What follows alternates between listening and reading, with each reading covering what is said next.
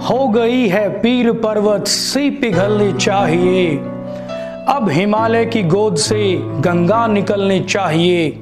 सिर्फ हंगामा खड़ा करना मेरा मकसद नहीं, मेरी कोशिश है कि ये सूरत बदलनी चाहिए, सूरत बदलनी चाहिए।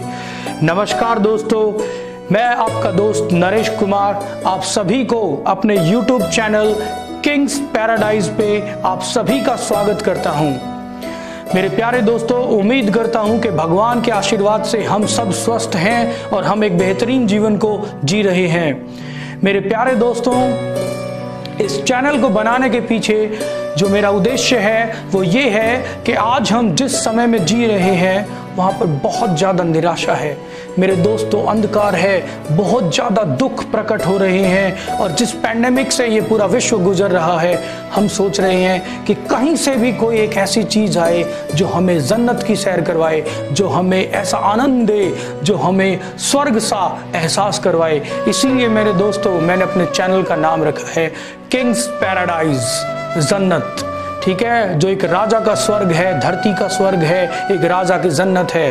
मैं चाहूँगा कि आप इस चैनल के थ्रू आप तक कभी कोई गीत, कभी कोई आपके सामने किस्सा, कोई कहानी, कोई गाना, कोई कविता, कोई ऐसी चीज़ दूं जो आपके ज़िंदगी में निराशा के अंधकार को चीर के आशा की एक किरण दे, जो आपके चेहरे पर एक मुस्कुराहट दे और जो आपको जीवन के अद्भुत पल दे।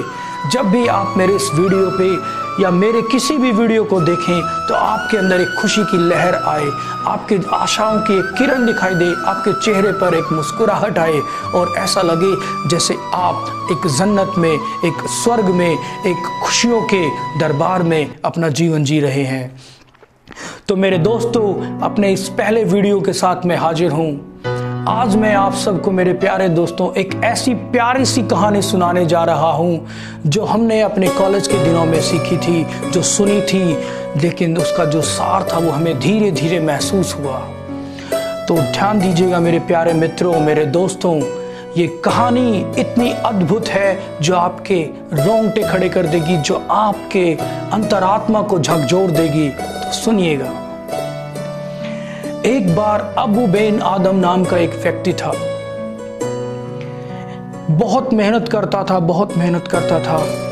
एक दिन जब वो रात्रि को सो रहा था मेरे दोस्तों, तो रात्रि को सोते सोते वक्त उसके कमरे के अंदर उसने ये महसूस किया कि कोई न कोई दिव्य प्रकाश है। जब उसकी आंखें खुली, उसके नेत्र खुले, तो उसने देखा कि उसके कमरे में एक दिव्य रोशनी है, दिव्य प्रकाश है। जब उसकी आंखें चुंधिया गई तो उसने अपनी आंखों को कुछ पल साफ करने के पश्चात देखा तो उसके सामने एक फरिश्ता नजर आया।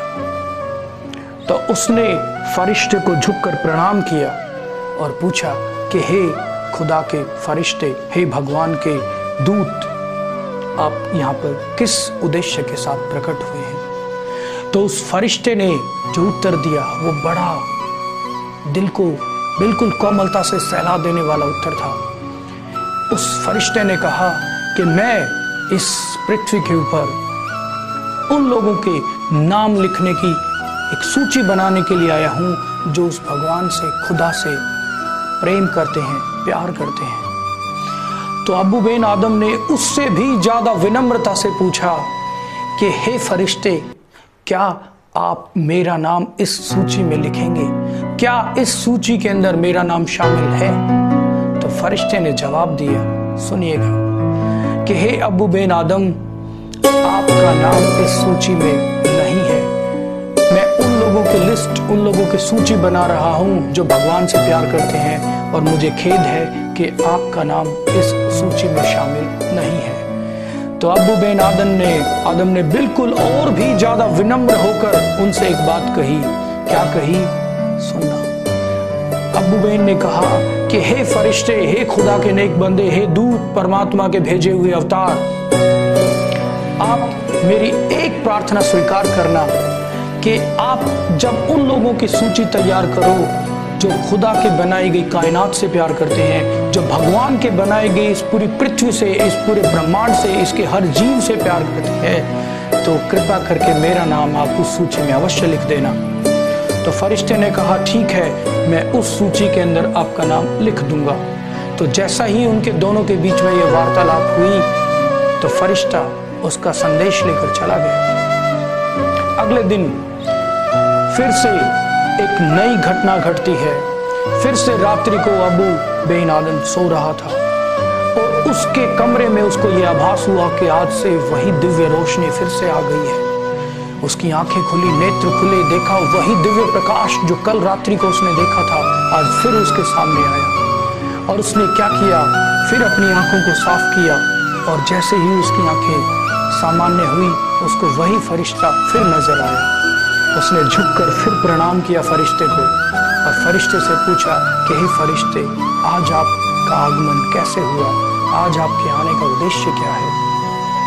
तो जो फरिश्ते ने जवाब दिया मेरे दोस्तों, वो सुनना, वो आपकी आत्मा को हिला देगा, आपकी अंतरात्मा को प्योरीफाइड करेगा, पवित्र बना देगा। सुनना, फरिश्ते ने जवाब दिया कि हे अबू बेन आदम, मैं आज उन लोगों का नाम लिख के आया हूँ जिनके लिए भगवान ने अपना आशीर्वाद भेजा है, जिनके लिए भगवान ने अपना प्रेम भेजा है।